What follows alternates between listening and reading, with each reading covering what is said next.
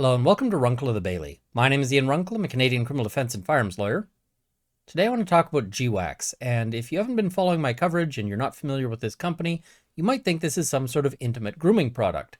But no, they are a gun company and they are hilarious. So they sued KE Arms, Russell Fagan, Sinistral Shooting Technologies, and a bunch of other people, including Brownells, on the basis that they bought a company and they say, we have all of this intellectual property that we got when we bought the company, and so you guys are violating it with this new gun that you're putting out. The problem is that the court threw out all of the intellectual property claims on the basis that there wasn't any intellectual property. You know, this is something you've got to check. If you want there to be a patent, you need to check that a patent actually exists. And they said, we have all these trade secrets, but it turned out that they were sharing those trade secrets with literally anybody who'd ask, which got those punted out. Now, not all of the different things were thrown out. And so now we are still in this case. There's still some stuff going on. We're going to have a look at it because they are asking the court to reconsider it. And the court has come to a ruling on that. And the ruling is going to be fun. So let's dig in. Okay, so this is, as mentioned, the case of GWACS Armory and KE Arms, Brownells, various others. There's also GWACS Armory and GWACS Defense. Now, if you're wondering why is there Armory and Defense, that's actually a little bit weird. GWACS Defense is a company that makes listening devices to listen for gunshot sounds. Now, GWACS Armory appears to be a company that exists largely for the purpose of making sure GWACS Defense has access to machine guns via an FFL. But that's a problem because it appears that they didn't want certain people's names on the FFL who were associated with GWACS Defense. This is not the kind of game you play with the ATF, but we'll talk about that as we go. So I'm just going to say one thing here. It's a really bad sign if the court doesn't make it through one sentence of the order before they start to make fun of you. And that's what happens in this case, is the court is making fun of them literally in the first sentence. It says, now before the court are the following motions. Plaintiff's motion for reconsider, square brackets, ation of. Now, those square brackets are editorial, and you use those to sort of change a quote where you're changing something up. Now, the court could have just said motion for reconsideration. That would have been fine. They're actually calling attention to the fact that GWACS got it wrong. And you might say, well, are you sure that they got it wrong? And yes, I am. Let's bring that up here. So this is their plaintiff's motion for reconsider, partial granting of summary judgment. This is what the court is making fun of here. So just saying, maybe do some proofreading so the court doesn't have to mock you. And because I'm also going to mock you, and I'm mocking them right now. And that's going to continue. All right, let's keep going here. So plaintiff's motion for reconsider, partial granting of summary judgment, Plaintiff GWACS Armory's motion in limine. So these are all sorts of motions. We're going to skip over them, like listing all of the motions here, and get into what they're actually doing. So Plaintiff GWACS Armory asks the court to reconsider its summary judgment ruling to the extent that the court found that the design of the Mark I and Mark II receivers were not trade secrets under state and federal law. Why did the court find that? Again, because they were sharing those things out with anybody who would listen, but also because trade secrets have to protect something that is secret. And not all things can be trade secrets, really. The recipe for Coca-Cola is a classic trade secret because you can buy a can of Coke and that doesn't tell you the recipe for it. But when you're dealing with physical goods, if a purchaser could buy that good and take it apart and figure out the exact shape of it, even if it required them to send it off to engineers and all of that stuff, then it's not a trade secret anymore. You've literally just given that away to the public, and the public now knows it. So that was why they were in trouble on the trade secrets issue. So KE Arms responds that GWACS has not provided any new evidence or identified an intervening change in the law, and there's no basis for the court to reconsider its summary judgment ruling. This is important because you don't just get to ask the court, like, court, do-over, please? Because you have to actually show that there was new evidence, and this is new as in couldn't have been brought to the court beforehand. Not just we held this back or we were negligent in providing this. It's got to literally be new evidence. Or the law has to have changed such that the decision was based on old and no longer good law. So that's what KE Arms is saying, and that's a good argument. You know, we want to make good arguments here. GWACS and KEA have filed motions in limine asking the court to exclude evidence at trial, so they want to throw out some of the evidence. The parties advise that motions in limine are not the appropriate forum for the court to resolve disputed issues of fact, and the evidentiary issues raised by the parties must be capable of resolution based on undisputed facts in order for the court to rule on the admissibility of evidence before trial. What this is the court is saying, listen, I'm not going to resolve your evidentiary questions right now, but if there's something that is really obvious, then we'll do it. But we're not having this fight now. The fight for a lot of this is at trial. This case arose out of a dispute between KEA and GWACS concerning the design, manufacture, and distribution of a part for the AR-15 rifle known as the lower receiver. This is sort of the critical part, or it's critical. GWACS claims that it purchased the exclusive rights to designs and equipment for the manufacture of a lower receiver, identified as the CAV-15, from Sinistral Shooting Technologies, which had previously bought it from a variety, like there's a chain of ownership here. In June 2015, KEA and GWACS entered a non-disclosure agreement, NDA, for the purpose of evaluating a potential business relationship, but KEA denies that it received any proprietary information from GWACS pursuant to the NDA. So basically they explored going into business together, and it's really common when you do that, there's a non-disclosure agreement. We're going to tell you some of our secrets that we can, so that we can make business decisions and business deals, but you're not allowed to tell anyone else. This non-disclosure agreement thing is one of the few claims that still exists in this whole case. So in particular, KEA denies that it received an investor packet with information about GWAC's financial condition. So you can already see this is a disputed evidentiary point, and the court has already given some clues as to how they're going to rule on disputed points. GWACS claims that KEA used confidential or proprietary information disclosed pursuant to the non-disclosure agreement to develop a competing product, and GWACS accuses KEA of violating the NDA. Now, they had claims about this with regards to the Mark I and the Mark II, and those have been thrown out. The only thing they're allowed to pursue is if there's any similarity with other firearms, Mark III and Mark IV, which were never actually sold to the public. And so that's why they get to keep those claims going, is because they never actually sold those to the public, so there might still be some secrets about that. So on April 7th, 2020, GWACS sent a cease and desist letter to KEA, alleging that KEA was attempting to develop a competing product that infringed on GWACS's intellectual property rights, which, again, they don't seem to have any intellectual property rights. So this was a problem. GWACS claimed that it shared information with KEA pursuant to an NDA, and GWACS demanded that KEA cease from manufacturing or distributing a lower receiver that bore a likeness to GWACS's products.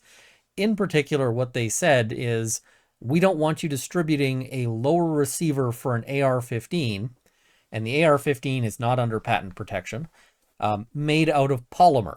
So you can't make one that is out of polymer. Well, polymer is a pretty common material. We make all sorts of things out of polymer. So it's really difficult to see how that could possibly have grounded a claim. So the parties were unable to resolve their dispute, and GWACS filed this case alleging claims against KEA, Fagan, Nealon, SST, and Brownells. Why were they unable to resolve their dispute? Probably because GWACS seems to be fairly crazy. It's going to be really hard to come to some sort of resolution with somebody who thinks they have intellectual property rights that it turns out, as the court has confirmed, that they don't actually have. So, carrying on. The parties filed numerous pretrial motions, including motions to dismiss, discovery motions, and motions for summary judgment. On February 23, 2023, the court entered an opinion and order granting the motions for summary judgment filed by Brownells, Sinistral Shooting Technologies, and Fagan, and GWACS agreed to dismiss its claims against Nealon with prejudice. So most of the people who GWACS was suing are now out of the lawsuit, so they're clear. I think it's just KEA that's still facing suit. The court granted in part and denied in part KEA's and GWACS's motions for summary judgment, but the number of claims and counterclaims proceeding to trial was substantially limited. In particular, GWACS lost just about every claim here. So GWACS's claims for breach of contract and misappropriation of trade secrets remain pending for trial, but only as to models of its lower receiver that were not generally available to the public, i.e. ones that they never actually sold.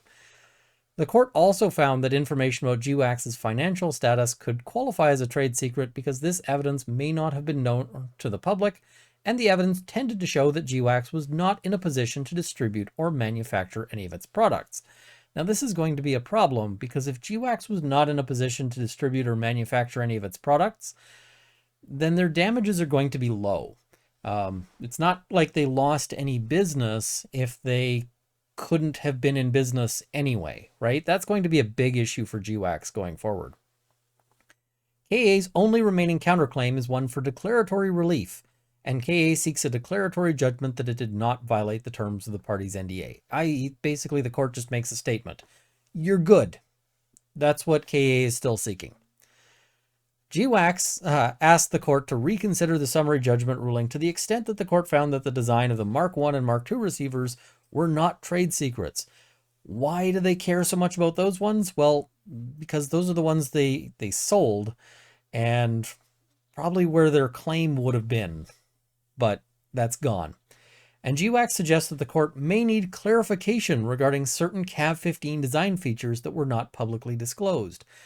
This already is a big problem because if you made your arguments and the court needs clarification, what that means is you sucked at your job, because lawyering is literally involves explaining these things to the court, making sure the court understands what's going on. And so if the court is left needing clarification, if they're less misunderstanding it, that's because you screwed up. So this is really saying, please reconsider because we screwed up. Guess how that's going to go. Just, spoilers. GWACS argues that it had a production model of the Mark II that was sold to the general public, but the design of the Mark II disclosed to KEA was based on a design that differed from the production model. KEA responds that GWACS has not identified any new evidence or an intervening change in the law, and there's no reason for the court to reconsider its summary judgment ruling. So the court noted that the asset purchase agreement between SST and GWACS stated that GWACS was purchasing intellectual property, but SST did not claim to have any patents, copyrights, or any other legally protected rights to the items being sold. In particular, it basically just said that GWACS was buying all intellectual property that Sinistral Shooting Technologies had, but you can't just assume what that is. You have to actually check that, right? And so when you buy a blanket claim like that, unless there's some itemized things, and usually you'd want to specifically itemize, we're buying patent with this registration number. We're buying this other patent with this registration number. They didn't do that. And that's really because somebody screwed up in that purchase agreement. That's what that looks like to me. So GWACS took the position that it was undisputed that KEA used information provided under the NDA to develop a new product, even though this is one of the key issues in dispute in this litigation. This is more judicial snark, where the court is kind of dropping some bombs on GWACS going, really? Is that what you're going to do here? Because not in my courtroom. You think I'm dumb? Not dumb. So KEA responded to this argument by producing evidence that GWACS provided photographs, information, and design specifications to customers seeking to modify Mark I and Mark II receivers, and KEA argued that GWACS generally failed to maintain secrecy of information relating to all of its lower polymer receivers. In particular, there's a whole bunch of emails. We went over those in a previous video where they just basically give this information to like anybody who asks, hey, What temperature, what's the melting temperature of your polymer? Oh yeah, it's this. What's the mix of your polymer? Oh, it's this mix. What's the internal structure like? Oh, we can send you some pictures. They were just happy to share this information, which is not how you treat a trade secret, because then it stops being a trade secret. The court agreed that the Mark I and Mark II receivers could not be considered trade secrets due to GWACS's failure to maintain secrecy of the design, composition, and features of these products. These products were available to the general public and were not protected by a patent, and anyone was free to obtain the Mark I and Mark II receivers and reverse engineer the product. However, the Mark III and Mark IV receivers were not available to the general public. Information about these products may not have been disclosed to KA pursuant to an NDA, or may have been disclosed to KA pursuant to an NDA, and there was a genuine dispute as to whether the Mark III and Mark IV were trade secrets. So again, this whole reverse engineering thing, when I mentioned Coke is protected as a trade secret, you can't break into the Coke building and steal the recipe and then start manufacturing your own. That would be a violation of the trade secrets. Nor can you go and work for Coke and get to a high level where you're trusted with the recipe and then start up your own company using that recipe. That would also be punished. But if you buy a can of Coke and you're clever enough to figure out the recipe just from the taste and the ingredients on the label and that kind of thing, and you're able to make your own, that's entirely allowed. You can reverse engineer these things. The only time that is not true is if there's a patent protection. And if there's no patent, then literally anybody can do this, right? You can buy these products and reverse engineer them and go into business making your own if there's no patents. That's allowed. In fact, that's a part of healthy competition in the marketplace. That's why patents expire, in fact, is to encourage exactly this. So, under the rules, a party may ask a district court to reconsider a final ruling or judgment where the district court has misapprehended the facts, a party's position, or the controlling law. Grounds warranting a motion to reconsider include an intervening change in the controlling law, new evidence previously unavailable, and the need to correct clear error or to prevent manifest injustice. So what would be an example of clear error? Well, if the court has blatantly gotten something wrong, they conclude that something is red when the evidence is that it's green, that kind of thing. And then you can ask the court and say, no, you made this mistake, and maybe the court will fix it. Note the new evidence previously unavailable. You can't just say, oh, well, we didn't tender this evidence for tactical reasons or because we're incompetent. It has to have been unavailable. And that's just so that you don't get a second shot at it. And they're going to actually describe that, and they're going to say, reconsideration is not available to allow a party to re-argue an issue previously addressed by the court when the re-argument merely advances new arguments or supporting facts which were available for presentation at the time of the original argument. A Rule 59E motion to reconsider is designed to permit relief in extraordinary circumstances and not to offer a second bite at the proverbial apple. Second bite at the apple is language you'll see lawyers use and courts use all the time. And it basically says you don't get two tries, you get one try. And so anytime the court says somebody's trying to take a second bite at the apple, what they mean is that they're behaving improperly, that this is not allowed. So the court has reviewed GWACS's motion and finds no basis to reconsider its prior ruling. GWACS argues that the court failed to consider that there were differences between the production models of the Mark I and Mark II receivers, and that the designs that were disclosed to KA pursuant to the NDA. However, GWACS did not clearly raise this argument in its motion for summary judgment or any other filing, and instead, GWACS chose to argue that it was undisputed that KA misappropriated the designs disclosed pursuant to the NDA. Remember that snark that I mentioned the court dropping about the undisputed? Well, it's coming back real hard right here, because now the court is saying, you could have argued this, instead you just made the completely BS claim that it was undisputed when you knew it was disputed. Like, you had to know it was disputed. That's what we're doing here, is disputing it. And so if you're just going to make silly statements about how it's undisputed, you're going to lose, and that's on you. You don't get a second try just because you sucked at this. GWACS did not clearly distinguish in its summary judgment filings between the production model of the Mark II and the design disclosed to KA, even though KA argued that GWACS failed to maintain secrecy of the design of the Mark I and Mark II receivers, i.e., you knew this was the argument, so respond to the argument. The court relied on the parties to frame the arguments for consideration when it reviewed the voluminous summary judgment record, and the court issued a 41-page opinion and order considering the arguments raised by the parties. GWACS chose to assert an argument that it was undisputed that KA used GWACS's proprietary information to develop a competing product, and KA responded by producing evidence showing that GWACS failed to maintain secrecy of the designs of the Mark I and Mark II receivers. The court rejected GWACS's argument and found that GWACS freely shared information and design specifications of the Mark I and Mark II receivers with customers. The court considered the arguments actually asserted. You can hear the snark there. We considered the arguments you actually made and rejected those arguments. And GWACS may not assert new arguments in the guise of clarification. The court is not happy with GWACS here, after it has had an opportunity to review the court's summary judgment ruling. GWACS's motion for partial reconsideration of the summary judgment ruling is denied. So the court has no patience for this. The court is like, you chose to suck, and you get to live with sucking.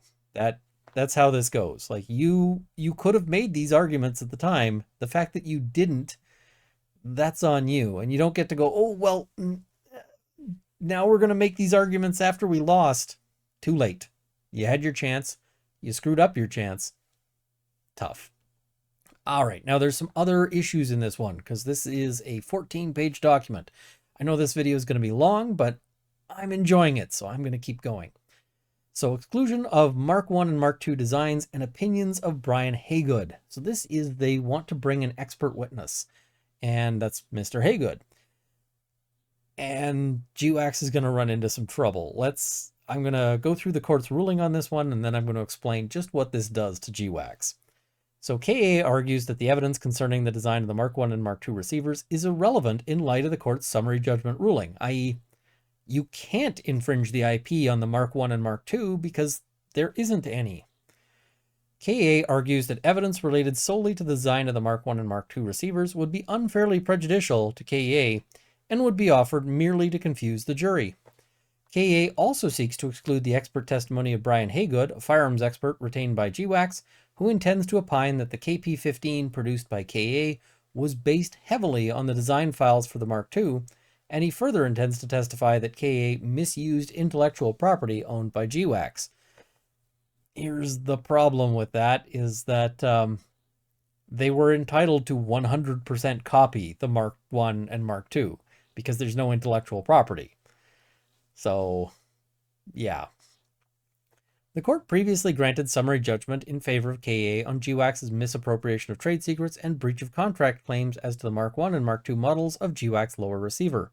However, the court determined that there was a genuine dispute as to whether KA learned of the design and features of the Mark III and Mark IV models through information that was disclosed pursuant to an NDA. Again, those ones were never in play. GWACS retained Haywood to offer expert testimony supporting its assertion that KA essentially copied the Mark II for the design of its KP-15 receiver, which, again, they would be allowed to do. That's allowed. Like, that's legal here. You could do that too.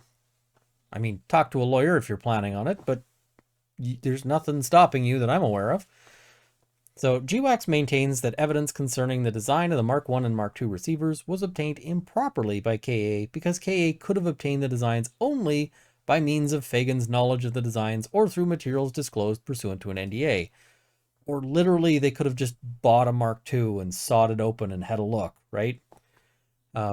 GWACS claims that it is relevant to its remaining claims that KA allegedly copied the design of the Mark II for its own KP-15 receiver because this makes it more likely that KA was attempting to replicate the Mark III, and it rebuts KA's assertion that it developed the KP-15 from scratch.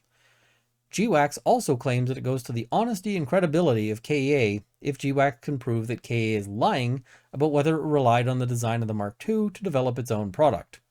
For the same reasons, GWACS argues that Haywood's expert testimony should be admissible to show that KA copied the design of the Mark II for its own product. The court finds that KA's motion in limine to wholly exclude evidence concerning the Mark I and Mark II's receivers should be denied to the extent it is overly broad. Now that qualification there is going to be doing a lot of heavy lifting, because they're going to say should be denied partially, but they're going to allow a lot of it.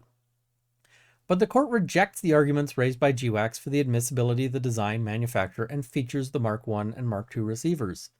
Information concerning the design and manufacture of the Mark I and Mark II receivers may be relevant as background information, particularly to distinguish those products from the Mark III and Mark IV models and to highlight features that tend to show that designs of the Mark III and Mark IV are trade secrets.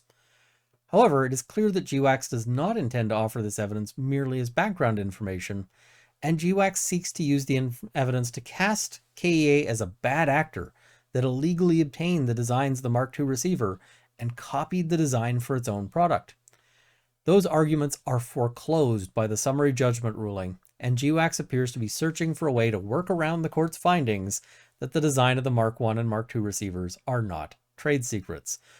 When the court says, looks like you're trying to work around my rulings, the court is not happy, and the court is being snarky about that, and this is going to be a problem for GWACS.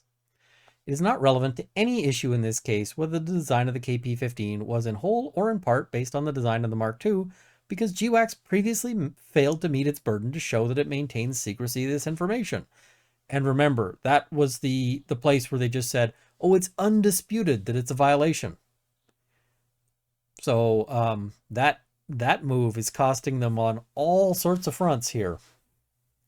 So KEA has not established that evidence concerning the Mark I and Mark II receivers will be wholly irrelevant to any issue that could arise at trial, but GWACS has cautioned that it will not be permitted to imply that KEA engaged in illegal or improper conduct if it relied on the design of the Mark I or Mark II for its KP15 receiver. And you better believe, if this is the trial judge, she's going to be watching them like a hawk to see if they screw around. This is the judge putting GWACS on FAFO notification. You want to test me on this one? Try me. Like, that's what I think the court is saying here. Based on this limitation, the court finds that Haygood's expert testimony will likely be irrelevant at trial. Likely be irrelevant. And KA's motion to exclude Haygood's testimony is preliminarily granted in part. The primary purpose of Haygood's testimony is to show that KA illegally copied the design of the Mark II to develop its own KP15 receiver, and for the reasons stated above, this evidence is not likely to be relevant to any issue that may arise at trial. However, the court finds that it would be premature to wholly exclude Haygood's testimony because his expert report contains a discussion concerning general features of lower receivers that might be relevant as background information. So basically, he can just talk about lower receivers. And that's about it. There's not a whole lot left of his testimony at the end of it, and I don't know if GWACS is even going to bother calling him at this point, because he's going to be expensive. And they have cut out the entire reason they wanted to call this witness. So as much as KA is denied in part on this one, they won on this issue. This is absolutely a win for KA, and it sets a giant minefield for GWACS when they go to trial. Because if GWACS wants to mess around with this, the judge is probably willing to teach them some lessons about that. So exclusion of GWACS's investor packets. KA argues that GWACS never disclosed an investor packet containing proprietary information or trade secrets to KA pursuant to an NDA, and the investor packets are relevant to GWACS's claim. Now, this is one of those places where the court is going to talk about, we're not resolving evidentiary questions here. They say the parties have presented conflicting evidence as to whether Kenny received the investor packets pursuant to an NDA, and the court will not resolve disputed factual issues when ruling on a motion in limine. The parties have also offered conflicting evidence concerning whether the information in the investor packets was already known to KA before it allegedly received an investor packet, and GWACS argues there's evidence suggesting KA improperly received information in the investment packets from Fagan. KA's request to exclude the investor packets is not appropriate for an in limine ruling because the motion is based on contested factual issues that must be resolved by the jury. The motion is denied. So basically, KA loses on this point because it's still an issue that is being argued. So one point for GWACS on this one, and they had to get on the board somehow. So Oppenheimer's statements concerning the AR-15. So Oppenheimer basically said he doesn't like AR-15s. He wouldn't invest in them further because as much as he's like a major GWACS funder and is funding this lawsuit, he's also anti-gun, which is weird for a guy who's an investor in a gun company, right? Now, we'll talk about that in a moment here. So GWACS asked the court to exclude the opinions of Oppenheimer, a GWACS investor, that he does not like the AR-15 rifle and that he loaned money to GWACS to fund this lawsuit. The parties are advised that the opinions of Oppenheimer or any other witness as to their personal opinions about the AR-15 are not relevant, and the parties should not elicit such testimony from any witness. This is also kind of putting KA on notice here, right? It is also not relevant that Oppenheimer loaned money to GWACS to fund this lawsuit. How they got their money to pay their lawyers, irrelevant.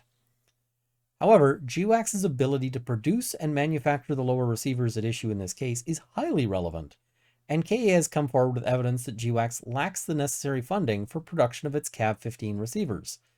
And if they can't produce the receivers, then their losses from being unable to produce them are going to be very low. Like, those guys are stealing our market that we couldn't actually market ourselves is not a great argument. It's not a great way to get a whole lot of money. The parties have provided portions of Oppenheimer's deposition testimony, and he clearly states that he will not invest in GWACS for further development of products related to the AR-15. GWACS contends that the lack of funding to manufacture its product does not detract from the value of its trade secrets, but KA has a legitimate argument that GWACS should not be able to recover damages for lost profits if it could not actually produce and market its products. You can't have lost profits if you weren't going to have any profits in the first place. The court finds that Oppenheimer's or other witnesses' opinions about the AR-15 rifle should be excluded at trial, but KA may offer testimony that Oppenheimer declined further investment in GWACS's business. The motion is granted in part and denied in part as to this issue. This one's kind of a point on both sides. And yeah. Status of GWACS's federal firearms license and Oklahoma business registration. We're getting a little long here, so I'm going to sort of sum up here. Basically, GWACS let their federal firearms license, their FFL, lapse, as well as their Oklahoma business license. And so they wanted to exclude that. They wanted to say that this is irrelevant. However, what the court says is, no, this is relevant, because if you didn't have a federal firearms license and you were not able to do business making these guns, then you can't have been getting profit during that time, which is really relevant to your claim that you should be able to recover for the profit you would have been making. And the court then says, GWACS may explain to the jury how its federal firearms license is lapsed, or why it chose not to comply with the requirements of the Oklahoma Secretary of State to legally operate a business in Oklahoma. Now, I'm just going to say, that's going to be a real tough thing to explain to a jury. We're a gun company who was making guns without a federal firearms license. GWACS might have really liked to get some jurors who are anti-gun jurors, who hate the AR-15 and therefore hate KEA for making them. But now this is going to be a real problem, because those jurors who might be really anti-gun, that they might have been like, oh yeah, those people might be on board with our campaign to shut down this other gun manufacturer who is actually going to be making all these things. Those jurors might be a little concerned about this. They say, the court says, GWACS has not shown that this evidence will be inadmissible, and even if the evidence is prejudicial to GWACS, it is not unfairly prejudicial. The motion is denied as to this issue. So, what does all this boil down to, and what, let's also cover sort of the thing I've been hinting at here. which is this business structure that they've got is very strange, where they've got, you know, this one company that is making, you know, the GWACS defense company, and then they've got this second company that appears that its role was to own the guns that were used by GWACS defense, but also they started, it looks like they started dabbling, would be the way I'd put it, in actually making some guns, and that ultimately that's fallen through now. But the idea was is that they were, you know, that they were going to try that out and see how it worked. And that doesn't appear to have gone all that well for them. So here, I think we've got some real issues on this one for GWACS. And I'm just going to say, if I was GWACS, I really wouldn't want to take this to trial, because they might be laying out that they were playing all sorts of games with the FFL. In particular, when you have a federal firearms license, you're supposed to list all of the people with sort of a sufficient financial interest on that. And it appears that part of the reason for having these two companies is that they didn't want certain people's names on that FFL, which is the kind of thing the ATF might take interest in. This is not the sort of thing I would want to take to trial if, for instance, I had a dog, because the ATF really likes shooting dogs. Their dogs are at risk. Like, save your dogs, guys. Just get out of this one. We might actually see them going and pleading the fifth at their own civil lawsuit, which is weird, right? You shouldn't go into your own civil lawsuit in a situation where you might have to plead the fifth. I don't understand this one at all. But anyway, GWACS continues to be hilarious, and if they had hoped that I would stop mocking them with this new decision, they are denied in entirety, because that's going to continue. Now, I mean, maybe they win something at trial. You never know what's going to happen. But so far, their performance has not been stellar, and a lot of their arguments leave much to be desired. So, we'll see. But anyway, I wanted to share this one with you. I've been following this case. I'm going to keep following it right up to the end, and we'll see how it goes. But that's the latest update on GWACS. So thank you guys for watching. I hope you found this to be interesting and educational. Please click all the buttons you see down below. Leave a comment. Let me know what you think. I also want to thank my Patreon supporters at the $50 level: Lembas for the Elf, CCFR, Canada's National Firearms Association, and the Canadian Shooting Sports Association. And at the $20 level, Lindsay Metcalf, Larry Kalniak, Here's a Coin Legal Witcher, Cameron Johnson, Andrew Elsich, Vicky, and Dorky Dane. Thank you as well to my $10 supporters, who will be in the crawl immediately following. Thank you for watching. Hope this is armed with knowledge. See you next time.